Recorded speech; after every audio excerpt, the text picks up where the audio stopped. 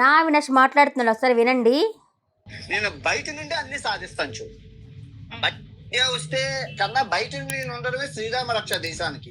నేను బయట నుండి అన్ని సాధిస్తాను చూ. బయట నుండే సాధిస్తాను. రాను ఇండియా తల కిందులుగా తపస్సు చేసి ఒక్క రాబం చెప్పి ఇండియా రావడానికి. పొల్యూషన్ అన్ని పొల్యూషన్ దరిద్రం. రేపు నా కూతురు పూర్తి రేపు చేసేస్తే నాకెందుకు ఇది అర్థం? నేను రాను. నేను ఫారెన్ లో ఏంటంటే ఇండియా వస్తే కన్నా బయట ఇండియాకి రాడంట.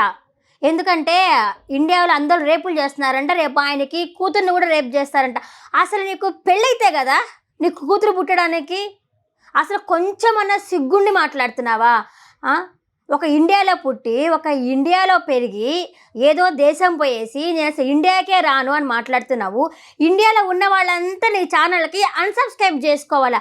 నేను కూడా అసలు ఒకప్పుడు అబ్బా నా అవినాష్ సూపర్, అసలు ఎక్కడో ప్లేసెస్కి వెళ్ళి అన్ని ప్లేసులు చూపిస్తూ ఉన్నారు. మొన్న బెట్టింగ్ యాప్స్ గురించి మాట్లాడితే అబ్బా దిగొచ్చాడు, అబ్బా బెట్టింగ్స్ యాప్స్ గురించి చాలా బాగా మాట్లాడుతున్నాడని చెప్పి ఎంత లావన పొగిడానో. అసలు నేను ఒక బిగ్ ఫ్యాన్ అసలు నా అవినాష్కి.